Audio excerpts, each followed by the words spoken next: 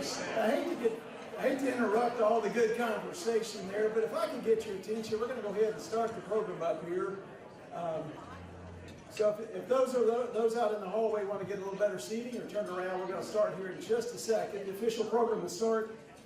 I want to apologize. I'm actually not on the program. I know a lot of y'all were excited about that. Jan, I guaranteed you I wouldn't be on the program, but we had a little housekeeping measure I need to take care of. So if you'll just indulge me for a few minutes, we'll get started with the actual program in just a second. As several of you have been here before or are aware, Steve Smith has been our MC for the last 3 or 4 years.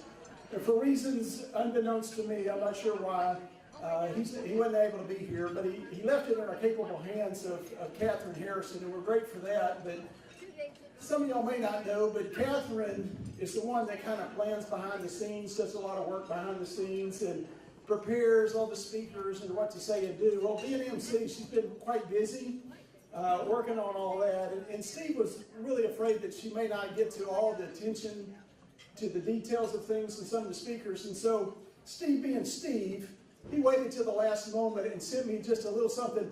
I didn't get much time to read it. I apologize about that, but he said it was very important that he wanted to pass on some wisdom and stuff. So I was supposed to get to all the speakers, but you know how busy it is in here. So I'm just going to read to you if that's okay. I hate to do that, but if you're okay with that, and I'm sure you're going to because I have the microphone and you don't, so that pretty much solved it. But just a little something Steve wanted me to pass along. So those of you that are going to be speaking or coming up here, if you'll pay attention, those of you in the back, of course, y'all don't have to pay attention. That's why you're in the back, so I appreciate that. So it says, "Hello, John. Steve Smith here. I'm a little concerned with the upcoming Dr. Luke celebration, primarily with Catherine Harrison at the podium." I wonder what that is. Typically, Catherine spends the evening in the back, micromanaging everyone else. That's true. Not that anyone listens, but it does keep her busy. So, but now that she's manning the mic up front, there's cause for concern. Hopefully, I have a few suggestions that will keep the evening running smoothly. So, if y'all pay attention, ask Catherine, would you please go easy on Dr. Garrett? He's a newlywed, you know, and he seems a little tired lately. I guess travel or something, I don't know. That's true. It says, word on the street is that little blue pill has really disrupted his sleep patterns. But he sure does smile a lot. That's true. He's very smiling over here. So, okay. Well, that's very helpful. Maybe you want to take care of it. He says, let's see, here's another. It says, then there's Dr. Johnny Walker. Big John. Interesting. I didn't know those were big names. It says, please tell Catherine to be very careful what she says. He's a Southern gentleman for sure, but he won't hesitate to beat the fool out of Craig in lieu of Catherine if she pushes his buttons. Maybe that's why he's not here. I don't know. So it says, warn all the speakers, this is to all the speakers out there, that if you hear Catherine start tapping that stick, they better wrap it up or they're fixing to get caned across the back of the legs. That's true. There is witnesses to that happening before. It says, tell Catherine that you're informed to each speaker there. This is true. We need to go around and tell you that the ah counter is in the crowd. So here's the thing about ahs, those kind of things. And a timekeeper to signal when people overrun. I mean, should be pleased to know someone has assumed this role of additional anxiety to all the speakers. So that's good. So if you see people standing up, that's kind of a designated from Catherine. It says, John, I hope you warn your friends in the audience. This is really to all of you guys. This is key. So it says, I want to warn all the audience about this. It says, pity the fool who thinks he can check social media when the blind lady's speaking. Catherine can literally smell Facebook and then triangulate within inches. So you've all been warned. And so that's a little housekeeping note we have from Steve Smith. And so with that, I think we'd like to go ahead and start the program with our MC, the wonderful and talented Miss Catherine Harrison. So with that, I think we'd like to go ahead and start the program with our MC, the wonderful and talented Miss Catherine Harrison.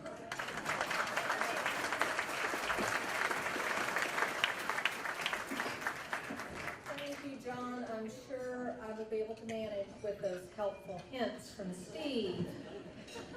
Now, for those of you who have perhaps not attended this event in the past and you're unfamiliar with the running feud between Steve Smith and myself, I have been the unsuspecting target of all sorts of comments from this podium, thanks to Steve, over the past 4 years.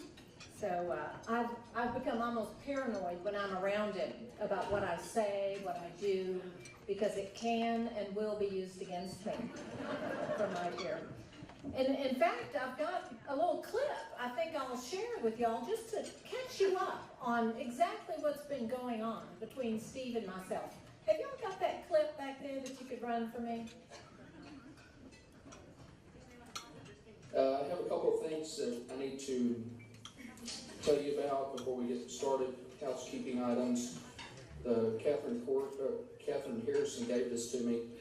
I don't typically like to read glasses because I like to think I don't need them, but small print, she had a lot to say, so let me give you this.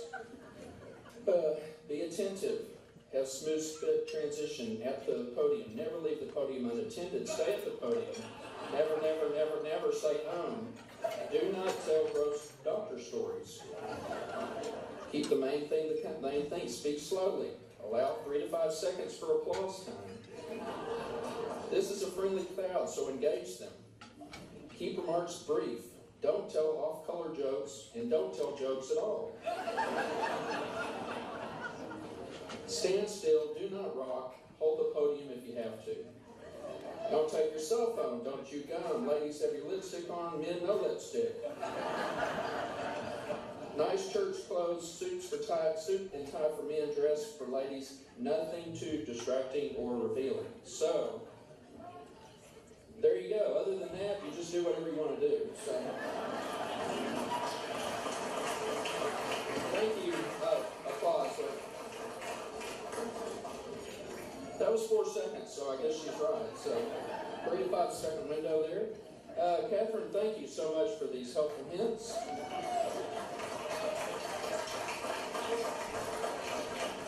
The last thing on here, though, I had to ask, Tom Brown is here. He's my attorney for all these speaking engagements that I have with various lawsuits that I come across. And he said, the last thing Catherine said is, people only remember the first and last thing you say. This is a fact. I thought, well, what the heck? If all I remember is the first and last thing, I can do whatever I want to do. So off-color jokes, inside stories, I'll do whatever I want. Catherine, you beautiful, buxom babe.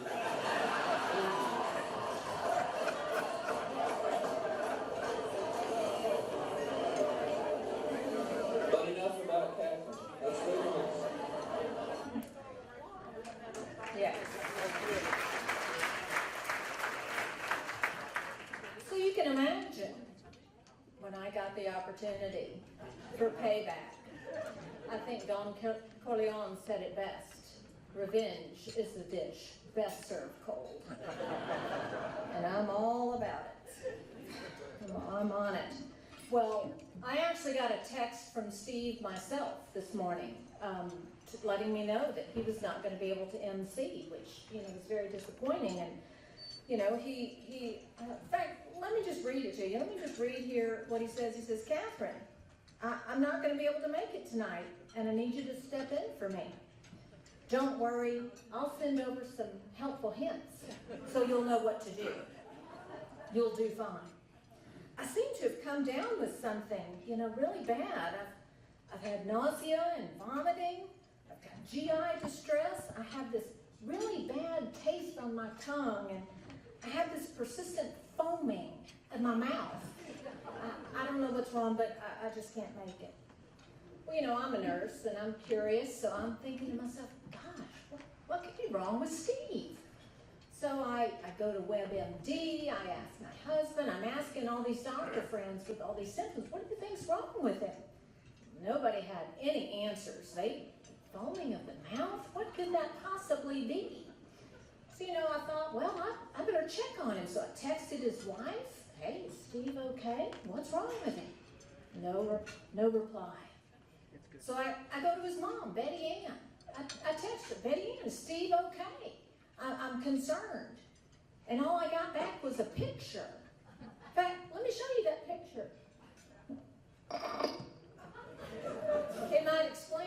happened to Steve?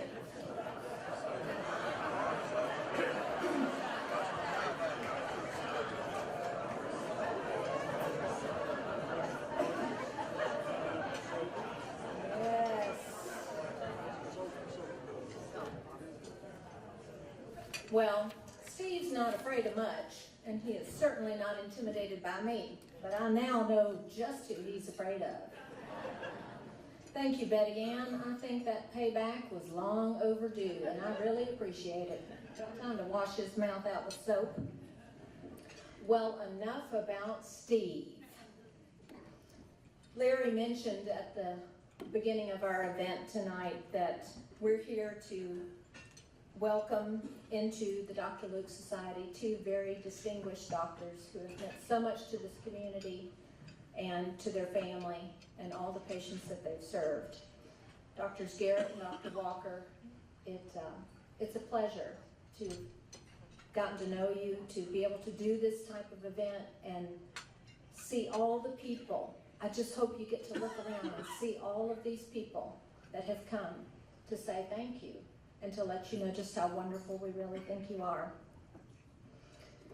At this time, I would like to have our other members of the Dr. Luke Society stand so you can see some of the other distinguished doctors that are in this group. So if you're a member of the Dr. Luke Society, would you please stand right now? So there's plenty out in the hallway as well.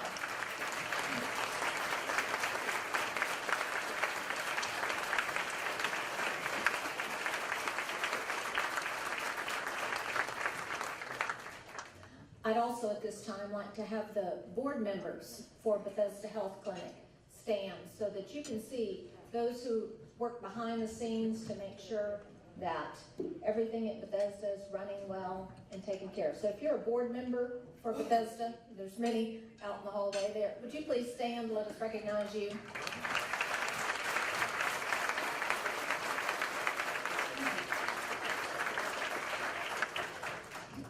Well, next on our agenda, I'd like to invite Jim Culver to the podium to come and talk to us on behalf of Dr. Garrett.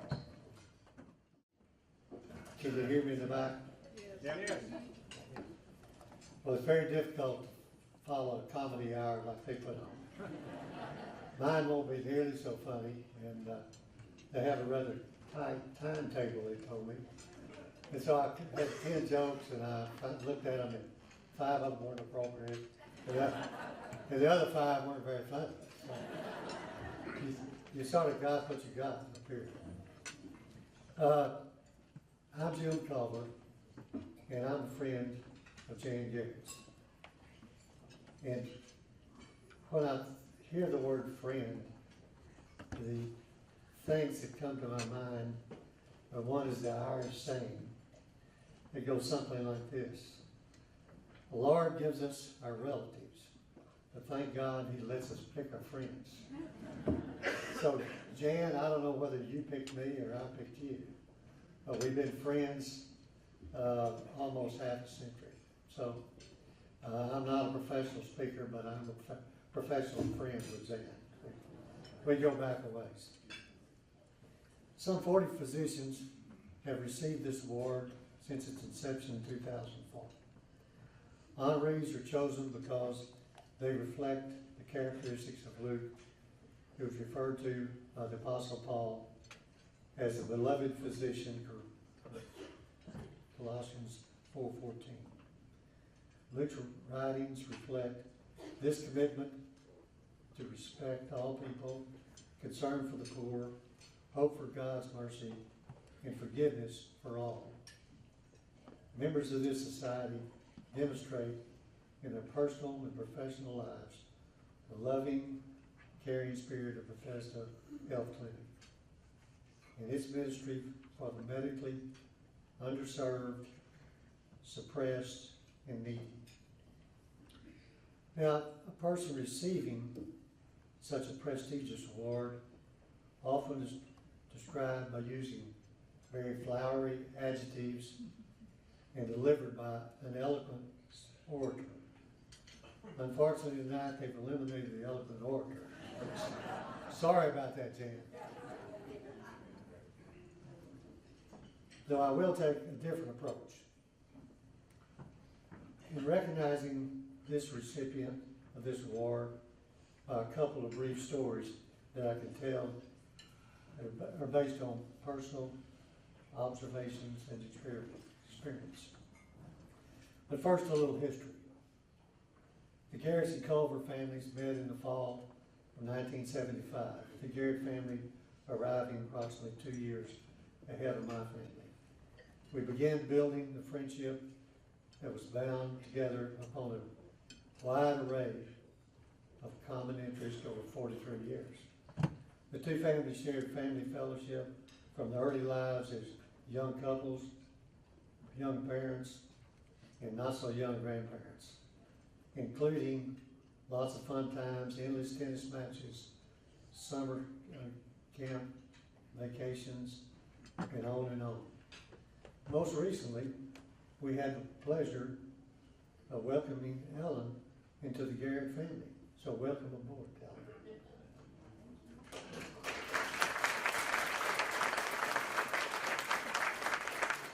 Now fast forward.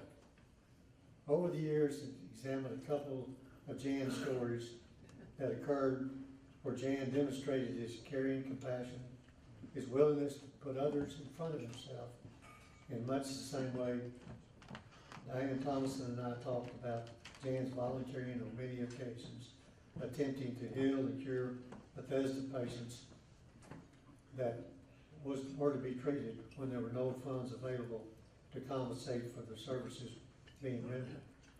This often provided a patient to get a bridge, so to speak, to find their way out of some of life's hardships. And I will get more to the story of the bridge at the end of my talk. On a personal basis, I would like to tell you about an event that is worthy of sharing, that truly reflects Jan's true character, unselfishness, and concern for others. Some 17 years ago, I was working at my office when my secretary came rushing into my office and telling me there was a problem at home. I found myself talking to a delirious wife who had fallen and was on the floor in agonizing pain. Our yard man, who witnessed the situation, had managed to find her a cell phone so she could call me. I quickly figured out that we needed help, as she thought her hip was broken. She actually heard it snap. My wife wanted me to come home, take her to the hospital.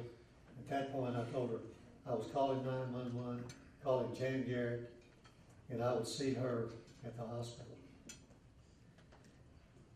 Jan called Donna back after I left and talked to her as she lay on the floor, telling her that help was on the way. He continued talking to her, trying to comfort her, and that he would likewise see her shortly at the emergency room. Jan rushed to the hospital and immediately started the wheels turning. Results from the x-rays indicated that the fall was a serious problem. The displaced fracture of the femoral neck, commonly called a broken hip for us laymen, that was replaced, was going to be necessary ASAP. The problem is Jan was not on call that particular night, as it was his 60th birthday. He was young back then. And Sue had planned a rather large gala party for the celebration. A typical Garrett gathering, I might add, as many of you have probably been to one of the Garrett parties.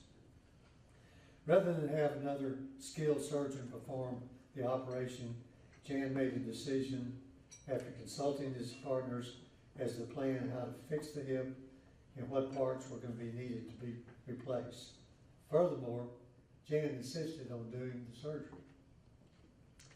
The operation was performed successfully after several hours in the operating room, and unfortunately, Jan's 60th birthday plans were in shambles. Many guests came and left without seeing the birthday boy. Jan was able to see a few of the guests that were hanger-oners there before they left. In my mind, there was never any doubt as to who was going to do the operation on Donna, party or no party. The results, as you might expect, were fantastic. Great surgeon that Jan is. Several years later, when Donna and I returned from Egypt with a picture of Donna riding the camel out into the desert, I showed it to Jan. Jan looked a little pale. He may have been worried about some of the surgery, but Jan had actually held up the camel riding.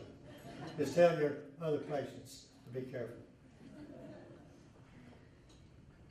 The second experience that illustrates Jan's compassion and concern was exhibited by Jan involving my mother. My mother was in the last days with cancer and had frequent visits by the Garretts who would just drop in at the hospital from time to time to check on her. They were great friends. They were actually visiting my mother on one occasion she began to show signs that the end was near. We were alerted by Jan that we needed to return to the hospital as we had left the hospital to go to bite to eat. The family quickly gathered to be there before she passed away. But the remarkable thing that occurred was after the funeral, a large gathering of family, friends, and others came by the house for food, desserts, coffee, etc., which resulted in a huge amount of dirty dishes. Activity was winding down, and I began to think about the mess that must exist in the kitchen. As I rounded the corner to the kitchen to check it out, I found Jan and Sue washing, drying plates, pots, pans, and doing anything and whatever was needed to be done.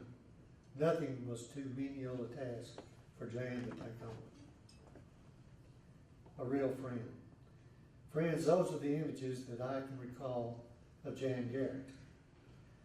Well, maybe all of the adjectives do work and are necessary when describing a guy like Jan. Compassionate, caring, unselfish, loving, kind, and most important, always doing something for others. The traits and characteristic is evident in many things that Jan does, whether in the medical community, health and patient care, or the various charities where Jan is involved. As well as being a wonderful friend, Jan is a guy that can always be counted on. In conclusion, all I can say is that Jan is a builder of bridges in the future for so many people in so many ways, which takes me to my favorite character in my favorite poem. You may have heard it. It's called The Bridge Builder. An old man going along a lone highway came in the evening, cold and gray, to a chasm vast, deep, and wide, through which was flowing a sullen tide. The old man crossed in the twilight dim. The swollen stream meant naught to him. But he stopped when he safely reached the farther side and built a bridge to span the tide. "Old man," said a fellow pilgrim near, "you're wasting your strength and labor here. Your journey will end with a closing day. You never again will pass this way. You've crossed this chasm deep and wide. Why build you this bridge at evening tide?" The laborer lifted his old gray head. "Good friend, in the path I've come," he said, "there followeth after me today a youth whose feet must pass this way. This chasm which has meant naught to me, to that young man may a pitfall be. He too must cross in the twilight dim. Good friend, I'm building this bridge for him." So Jan, I want to thank you for giving me the opportunity to come and address you. And at this time, I would like, if my table group has still got Jan's award. If you'll come up.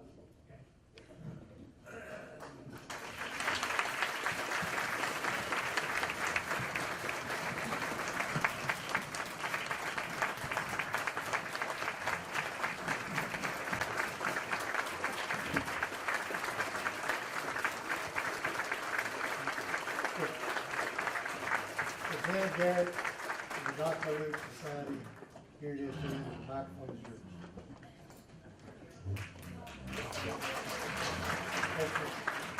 Give me the glasses off.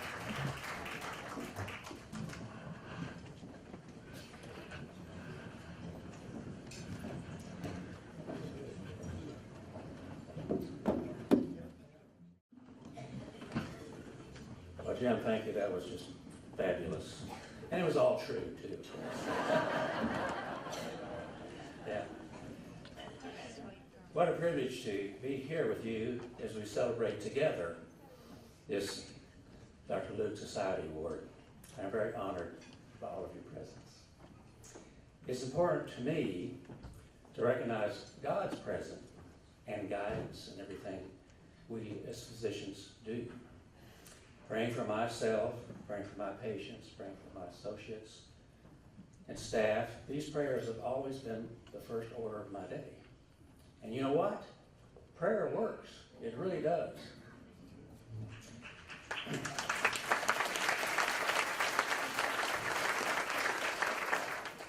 Tonight, I thank you all for being part of my faith and my life. I am sincerely indebted to so many people. In fact, I made a list.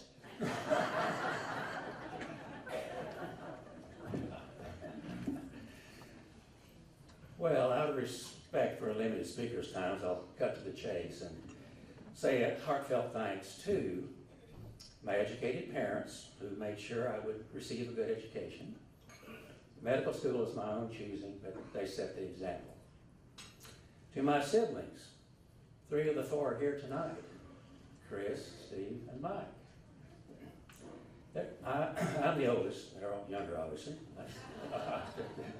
So I got to be the boss as we were growing up. And we had a lot of fun. After my younger siblings were housebroken, my mother and dad would say, okay, Jan, you're going to be the boss tonight. We're going to go to a movie or out to eat or something of that nature. So I did. I was a referee and various other aspects of helping them stay out of trouble. One of my mother's mantras was, boys, and I had a sister, clean your plate when you eat, right? You've heard that many times. So she would cook food for us, and this particular night she'd fix some food, and one of the items was Brussels sprouts. So I was watching my brothers and sister eat, and I noticed that Steve wasn't really eating his Brussels sprouts. So I said, Steve, Mother wants you to eat your Brussels sprouts, in a very stern voice. And he said, I'm not going to eat these Brussels sprouts. I said, yes, you are. You eat those Brussels sprouts. So a few minutes later, I looked up, and he hadn't touched his Brussels sprouts. So I said, Steve, if you don't eat those, I want to come over and stuff these in your mouth. He kind of looked at me like, really? So I gave him a little more time, and he didn't eat them. I said, so here we go, Steve. So I grabbed a bunch of Brussels sprouts in my hand, and I ran over to the table, and he had run away around the house, and I finally cornered him. And I said, here you go, Steve. And I pushed him in, and just like right there, he turned his head, and I stuffed him in his ear. To this day, I don't think he likes Brussels sprouts. But he's not deaf. To my wonderful wife, Sue, who basically raised our daughters, Jennifer and Laura, as the demands of my career often kept me away from home. May she rest in peace.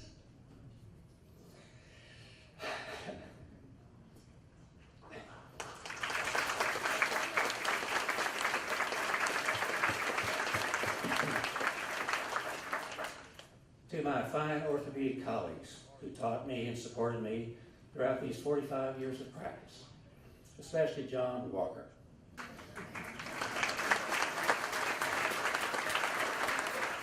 He helped keep me out of trouble as we helped one another over these years.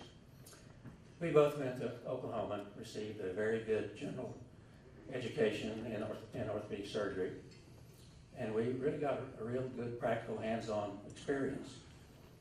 Came down here, we're doing various cases, and I had this one toddler who had a congenital dislocated hip.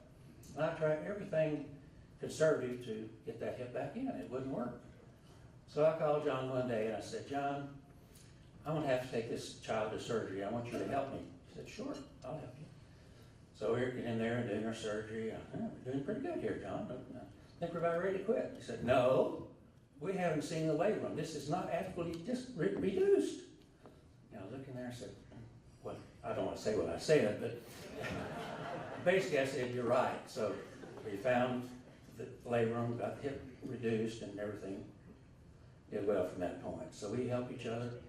And I corrected some of his errant ways also. Not many at all, not many at all. To my fabulous employees, I've been retired for a couple of years, so I go back to spine joint and Zaley Orthopedics and make my rounds, seeing my employees who really stand behind us and make us look really good. We can't do it without them. Plus I get all these hugs from the girls. Keep it up, girls, please. And to my amazing friends, so many of you here tonight, without your love and friendship and teasing, this earthly life wouldn't have had nearly as much fun. When I say teasing, I'm referring to my relationship with Jimmy Clark. I've been in town a year and a half, and Jimmy and Sharon moved into town, and they bought my first house. And we became good friends, and we got to know each other, what you do, and, growing up and such. And he said, well, in Waco, I went to Sanger Avenue Elementary School. That was the elite school. Only the best people went there. And I said, the other kids in other schools call us the Sanger Avenue Silk Sock Sissies. To this day, he says Sissy Garrett. And I don't even wear silk socks. And to my present emotional staff, Ellen Moncrief Garrett. She helped me compose this and will continue supporting me as long as God allows us to live. Thank you all for what you do. God bless you. Without you, your time, your money, and this amazing Bethesda Clinic wouldn't exist. And it's a wonderful, wonderful place. Thank you all very, very much. Thank you so much, Dr. Walker. Dr. Garrett, sorry. That's all right. Well, Jim, you can tell I'm not a professional speaker either. I'm just a plastic surgeon's wife. And I know what everybody's thinking. Well, how old is she really? I said, well, no two parts are the same age, so I have a difficult time answering that question.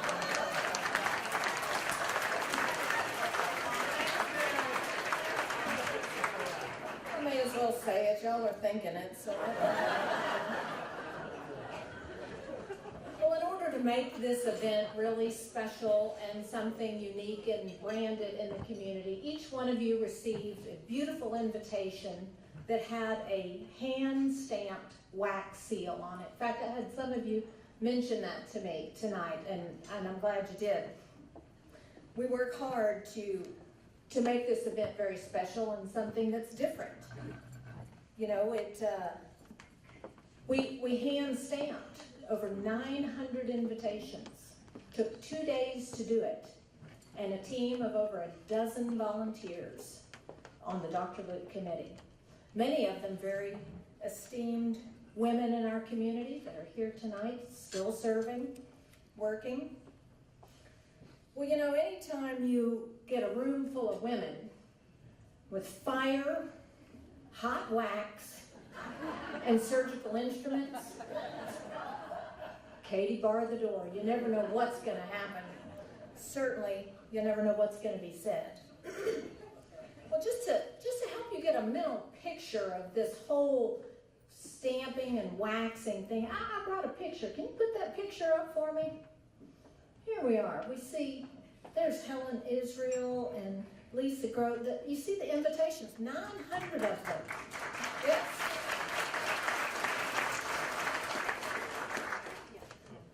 One at a time, each one dripped a certain number of drops of wax and hand stamped. It has to sit for a little while. It's painstaking. Well, you know, I'm just a little fly on the wall there one day, and I came in to help do the stamping. It was my idea to begin with. I started this. And as I'm sitting there listening, it might shock you, some of the things I heard. Distinguished, graceful women in this community like Helen Israel, Laura Hyde, Laverne Golub, Janelle Merritt. Who else was in there? Louise Arnold. It would shock you, some things I heard them say. But I'm going to share it anyway. Now, I'm not going to tell you who said what. I'm going to let you guess. The first really just strangest thing I heard him say is, "It smells like someone's getting a bikini wax in here." Then I heard one of them say, "I'm going to watch you squish and wiggle." And then the next one said, "Well, I didn't know you had to wiggle." Then I hear from across the room, "Just don't inhale." Then I hear one of them say, "I'm not too handy with a hemostat. Let Louise do it. She's a nurse." Then, of course, John English walks in the room and says, "You girls are smoking hot back in here." And my favorite one, said by our illustrious development director, Diane Thomason, "Do I smell like I've been to a hookah bar?"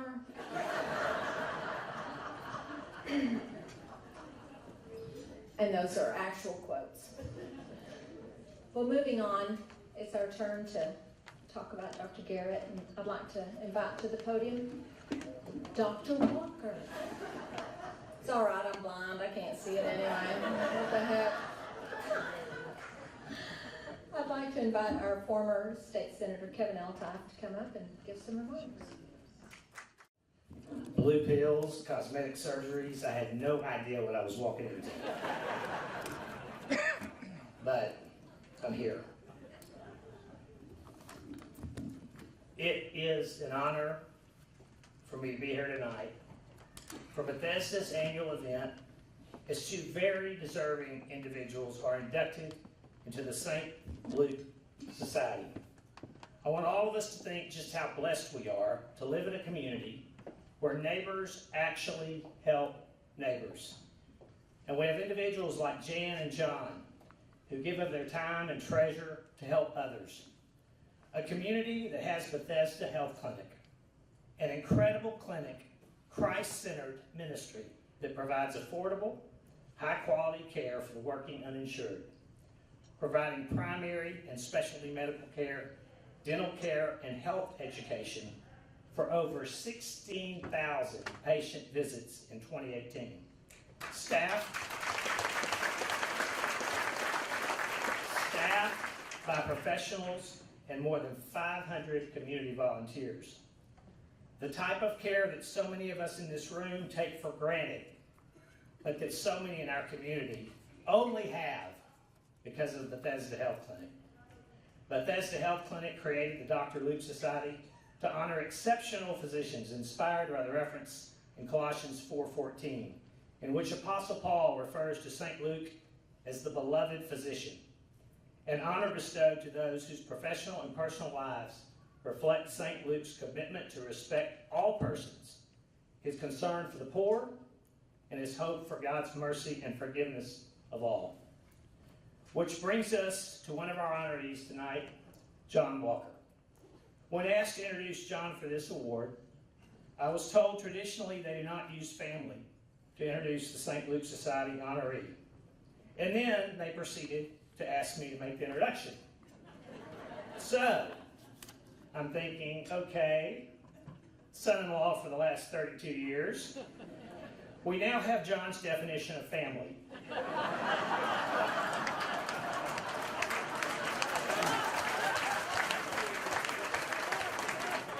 It means a blood relative. There's no doubt that John is worthy of this great honor.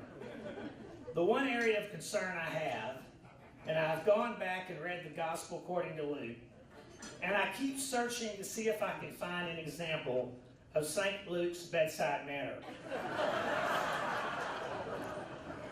I'm thinking back then they didn't talk to their patients much either. John has a long heritage in medicine and of helping others. The great-grandfather and father were physicians, and his mother was a registered nurse. He set his sights on medicine at an early age, graduating from the University of Texas at Austin, and then he went on to Tulane Medical School.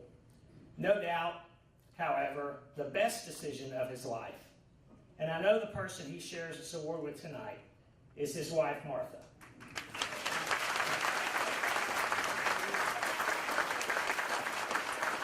There is no kinder, sweeter person known to man than Martha Walker. Their family grew to include 3 children, Kenny, Jack, and Kelly. And St. Luke was watching over John long ago as he was raising these 3 kids, teaching him patience and forgiveness. The Walker children always had issues with transportation. By the time each had their driver's license, for less than 2 years, mind you, each one of them had figured out how to roll their car. Kelly, for her 16th birthday, was getting a used cutlass. Within 2 weeks, she managed to roll the car into a ditch. For her punishment, John bought her a brand new car. Jack, at age 17, found a way to get in a wreck and flip 2 times. And not to be outdone, the baby of the family, Kenny, at age 16, flipped Jack's car while driving out to Lake Tyler. Can only imagine what he was headed out there for. Kelly says one of her favorite memories is Halloween, when John would show up with flu shots for the boys and send them out trick-or-treating crying. Kenny, who has watched his dad's incredible surgery skills in person, just wishes he had the same skills at backing up a dog trailer.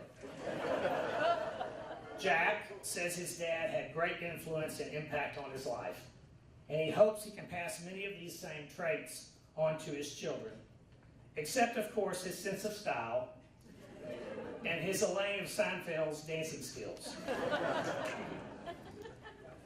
You have to have some lighthearted moments, because to speak of the goodness and integrity of this man can be emotional and difficult. But he is just good to the core, and he shows it in his own way. I would say just old school goodness that we long for more of in this world today. I remember like yesterday when I asked his permission to marry Kelly, how gracious he was. I was a young guy from a single parent home with very little. I will never forget how he and Martha welcomed me into their family and treated my mother like royalty from day one. It's just something you never forget, that kind of goodness in a person. Those around John at work also saw that goodness. Jean, John's x-ray tech for many years, upon hearing of this award, wrote she knew of no one more deserving. She recounted 2 of the countless times John, in his own way, exhibited his St. Luke goodness. At one point, they had just put in place a new rule that patients that show up at the office that could not pay were to be sent to the emergency room. A little boy came in with a broken arm, And Jean knew he could not pay. And she looked at Dr. Walker and said, "Should we take care of him?" And Dr. Walker's reply was simply, "If we don't, who will?" Another patient came in with muscular dystrophy in a wheelchair. And Dr. Walker said, "There but for the grace of God, I go." Jean says the office was filled with tears for the entire day.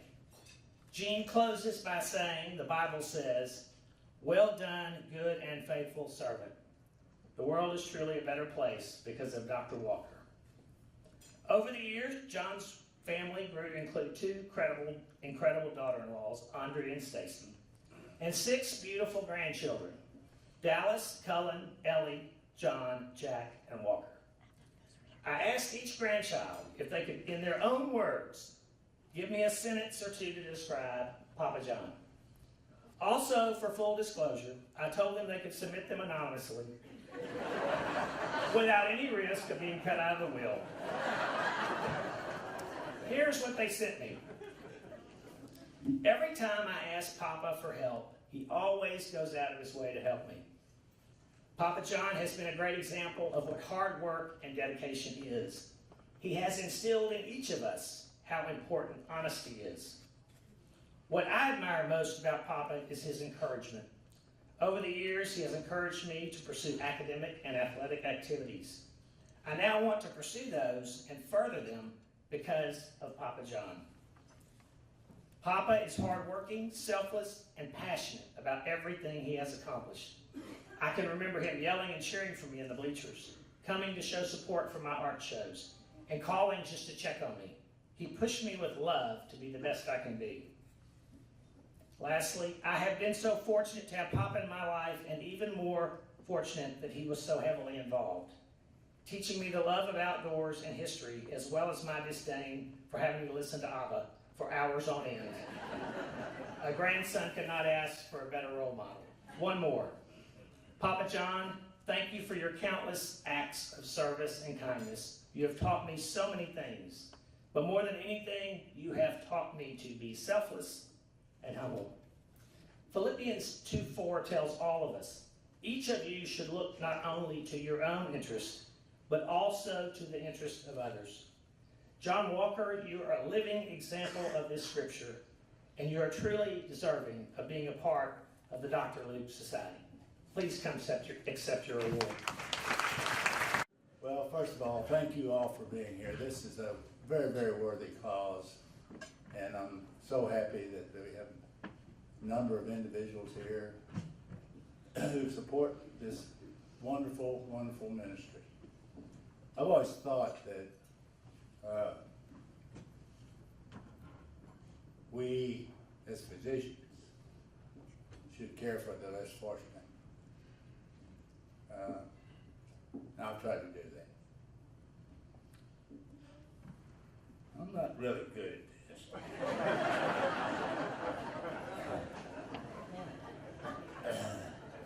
I was born during World War II, don't remember much about it, except I was about 4.5 years old, lived in a little bitty town, had an open field in front of us and an open field behind us, and I was out playing in the yard. It was an Air Force base not far away, 2 fighter planes. You could see them across the field. I know what they said. They said, "Watch me scare that little kid to death." So they came down, boy, they buzzed me. They had to raise up to get over our garage. My feet were going and my little legs were going as fast as I could back to the house. I was in the hospital when the war was over. I had my tonsils taken out, as did my sister. And I was really upset. They put me in a damn baby bed. And I've been sick in a big boy bed for a long time.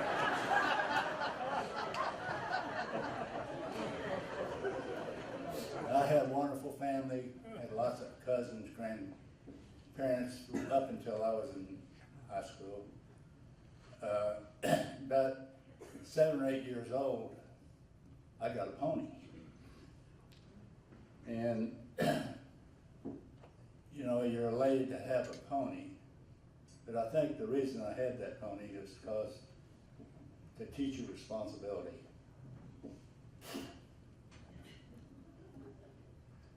This was the time of Tom Mix and Roy Rogers and Gene Autry, and guys would swing up in a tree and catch the bad guy.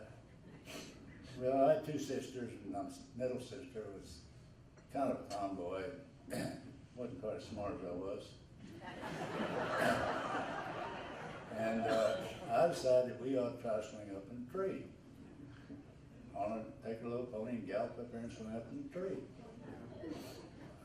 I advised her to go first.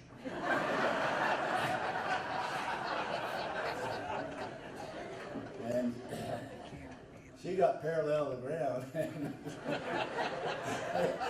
let go. And thank goodness all it did was knock the breath out of her. But I allowed Sal that I didn't need to do that. Oh, me. There was a bump in the road, and we moved to Texarkana when I was in starting 6th grade. Made new friends. That was a little difficult at that age because you weren't in the group, but I did. And I was in about the 8th grade, and I decided I wanted to try to go to medical school. And you know, you have some people in your teachers that really are influential, and then you have some duds. You know, I didn't tolerate the duds very well, but I loved the ones that were really good instructors. We had a athletic program there that was pretty good, and we had a coach named Waddy Myers, and he was a tyrant. He would take on any devil that wanted to come down the track. And you used to work hard in the summertime getting a construction job because you think it'd make you a big job. It did two things for me. One, it might have made me a little bit stronger.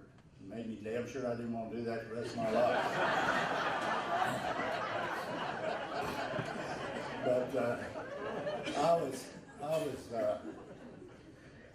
actually, it made my chest swell when I've been here in Tyler about 2 years. Coach Myers called me and says, I got a torn rotator cuff and I want you to fix it.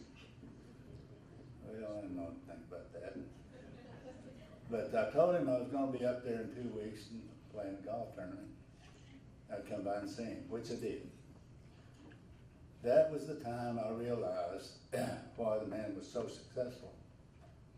He was so compulsive that he had written down what he had said to the doctor, what the doctor had said to him on every visit. I thought, Lord have mercy. And I told him, there were some good orthopedists in Texarkana, and it's 120 miles one way.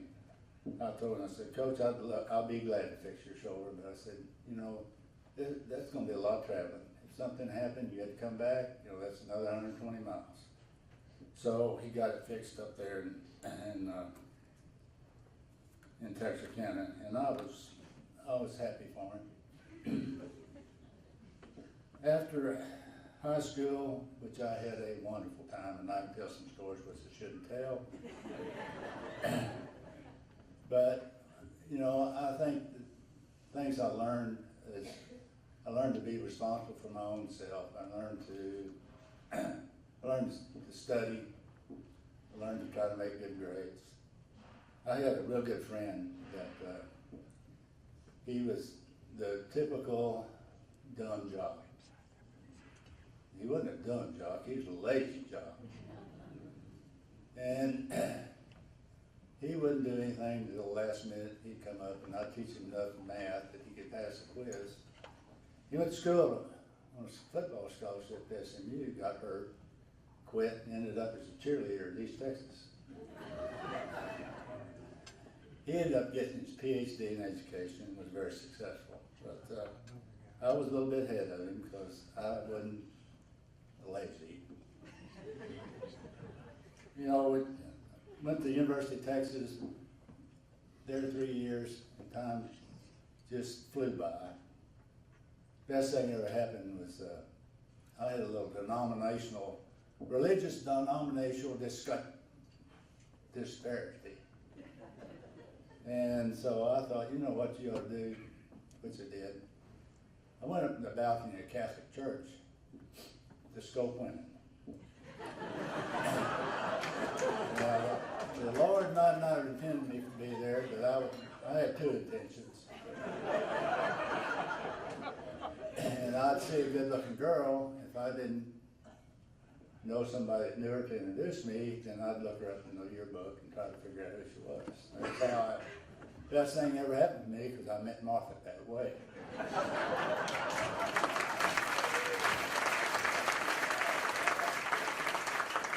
was pretty damn smart, I thought.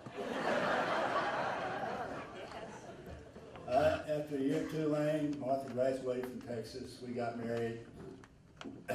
We had sweet little Kelly when I was in medical school. And she and I officed together. We had a little bed with a little divider, trying to keep her from being disturbed by my studying. But she'd get up and peek through that divider. She's the cutest thing.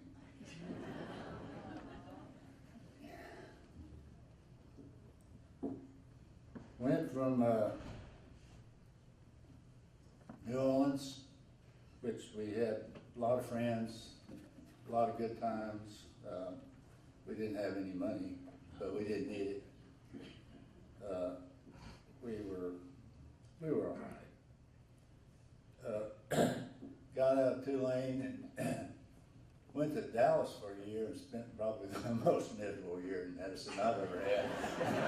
I mean, it was very difficult.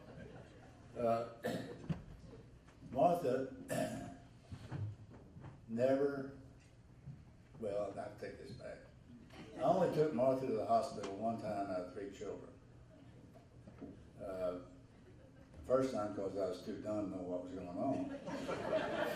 And the second time because I was on call on OB-GYN at Parkland the last day of my internship.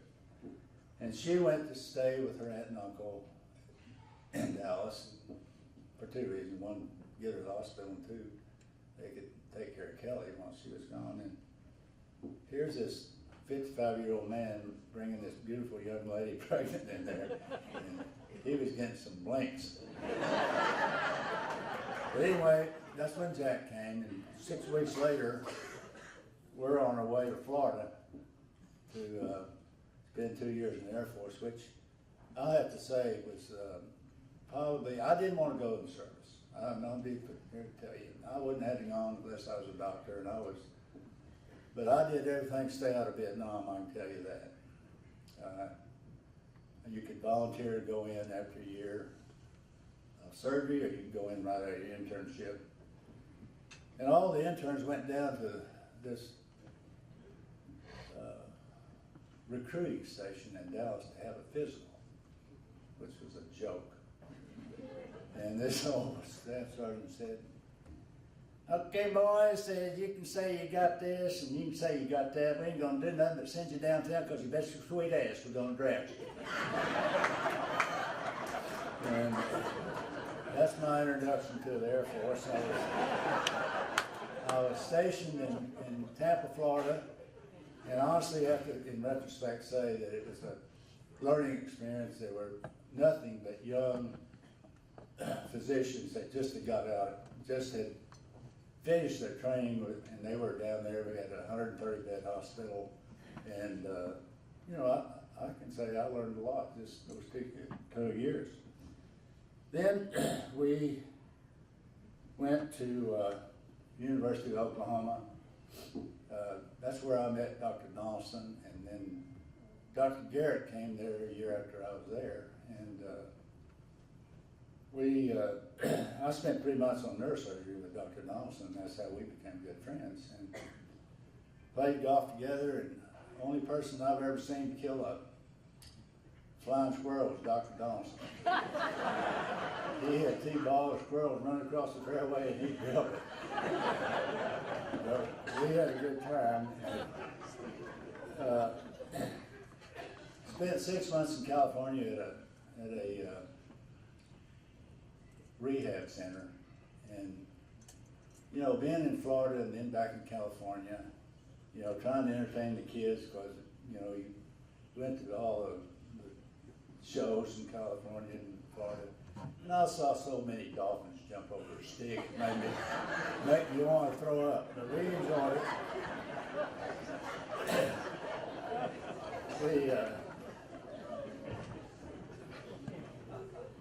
We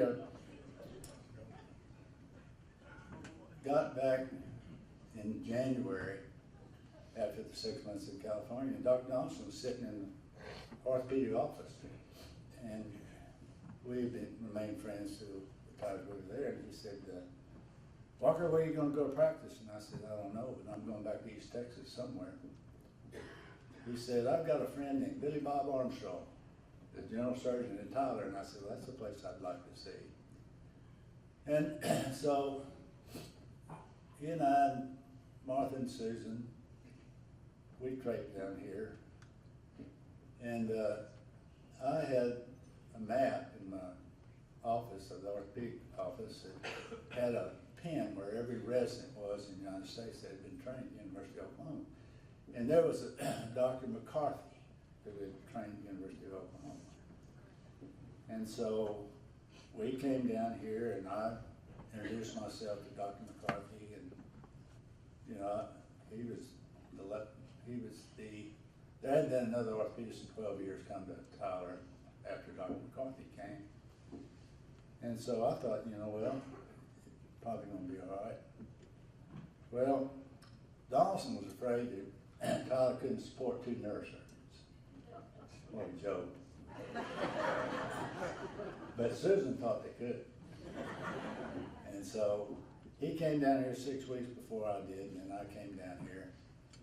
And you had to build your own practice. And, you know, I was spending a lot of time in the emergency room, taking call for Freiberg and McCarthy.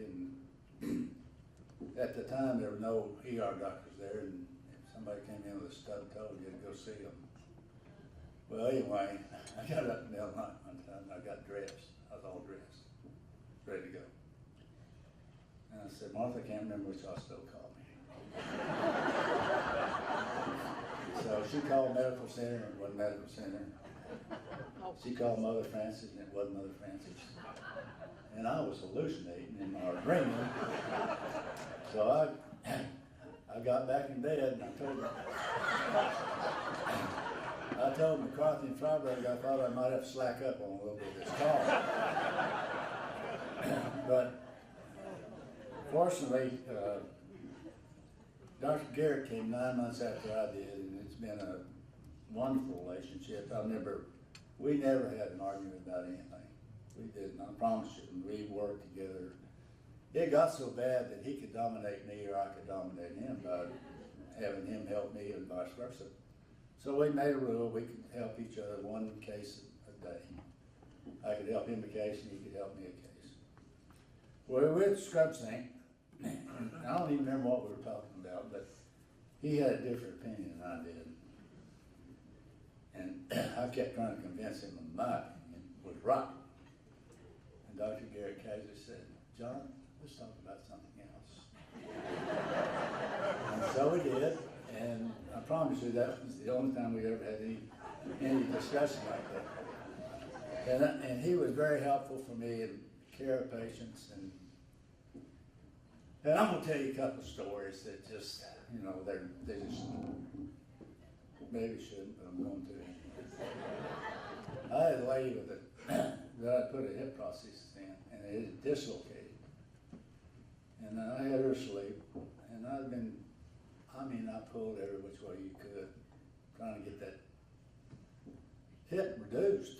And I was frustrated. I got up on the table. I did everything you can imagine trying to get that leg back in place. And Jan walks in the door and says, what are you doing? I said, I think I'm going to have to open her hip. I can't get it back in place. And she was laying there straight in bed. He just gently grabbed her leg and pulled on it, and it went clunk. And nowadays I'd probably kiss him, but that wasn't a good thing to do.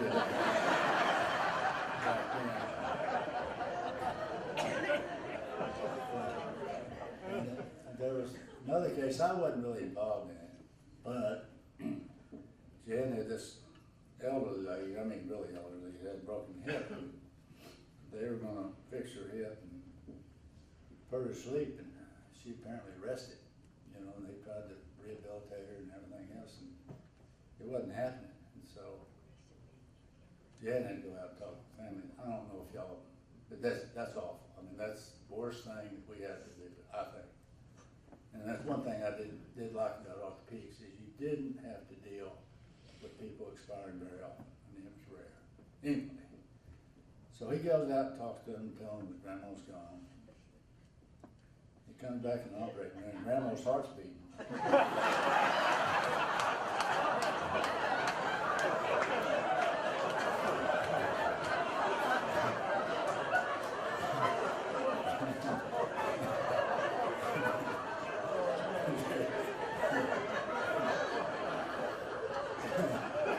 So he had to go back outside.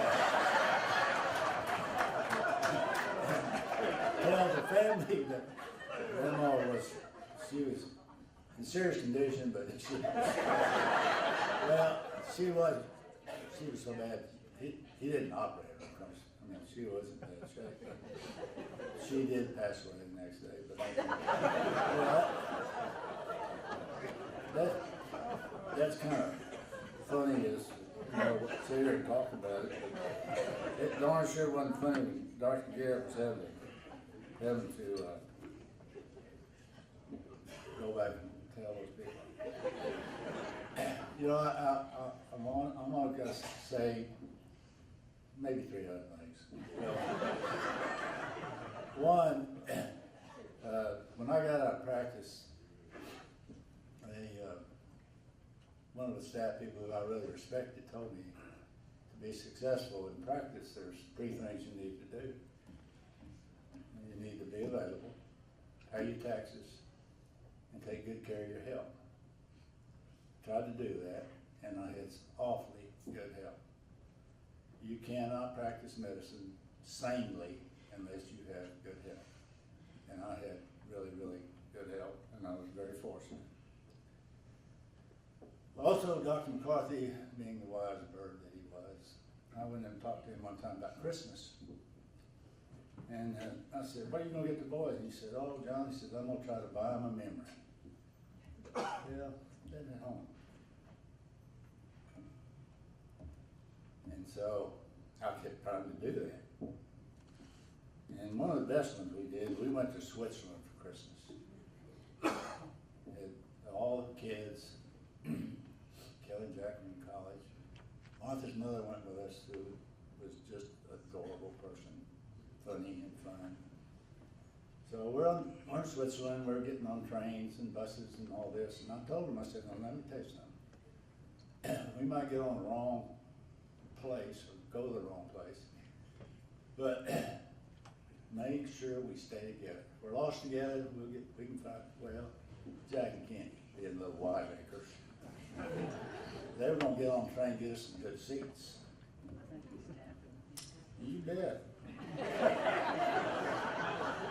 Couldn't find them, word sick, no cell phones, couldn't speak the language.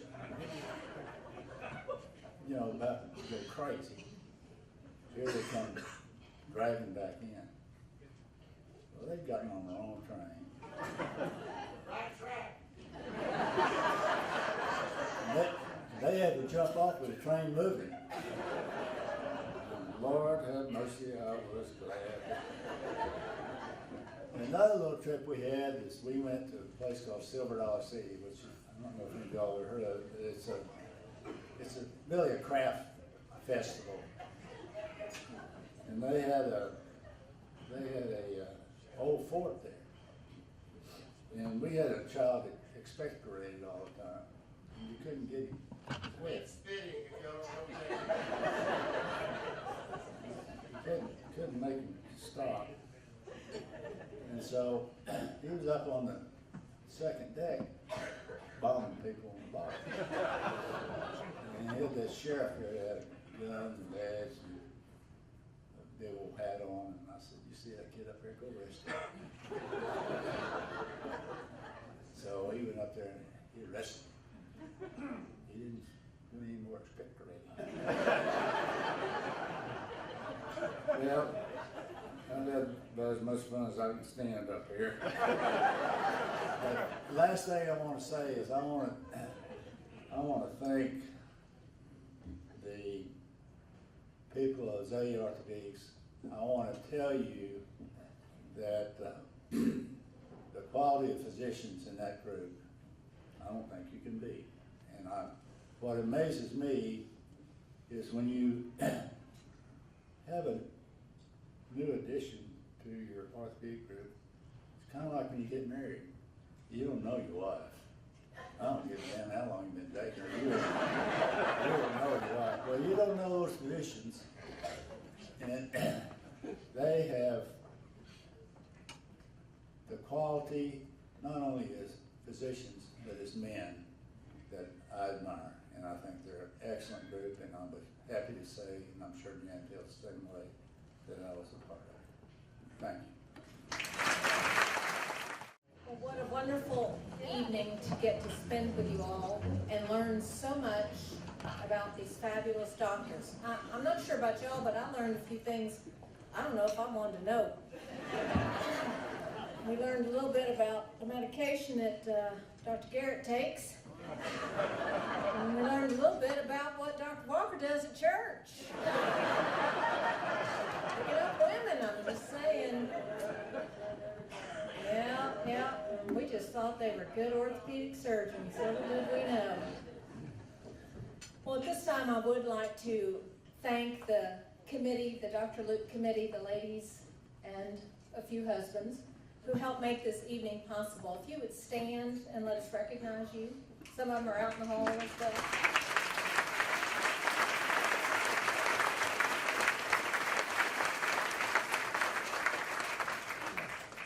I'd also like to thank our co-chairs, Larry and Sasha Anderson, who are wonderful friends. They are good servants of this community and always willing to stand up and do things for Bethesda. Larry, I'm going to invite you up. Here he is. To close us.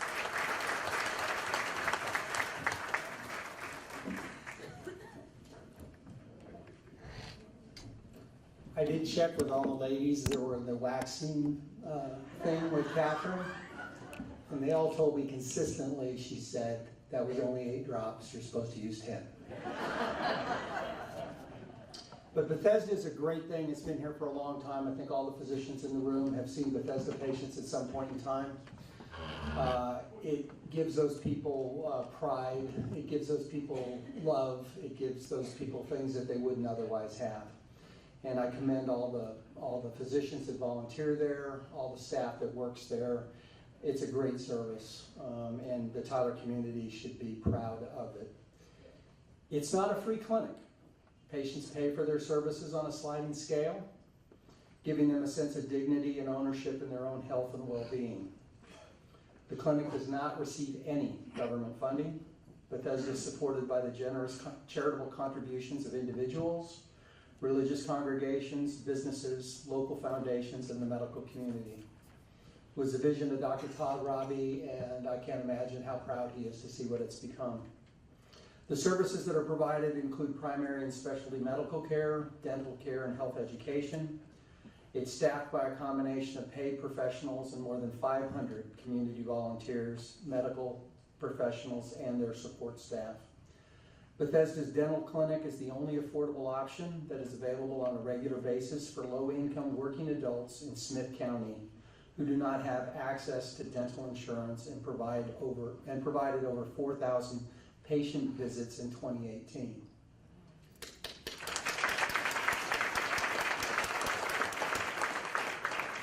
The medical conditions that the physicians there treat, you can't see, but the smiles that those dentists make on those patients are seen every day. The last thing I want to say, I want to back to Dr. Garrett when he talked about praying for himself, praying for his patients, and praying for his staff. And I would like all of you every day to remember Bethesda in your prayers. As my wife says to her patients who ask her, "Why are you praying for me?" She says, It doesn't cost anything. There are no side effects, and it works.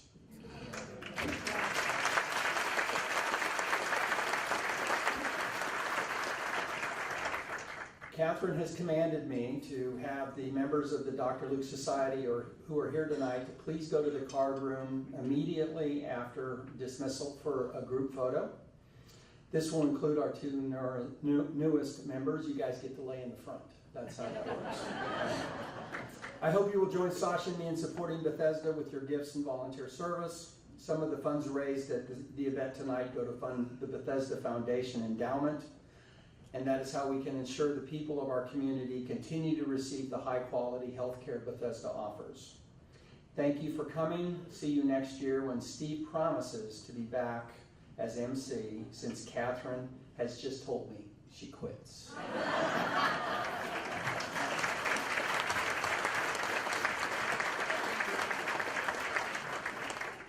This was not in script, but I, as a submissive wife to my dear husband, agree with everything he said tonight.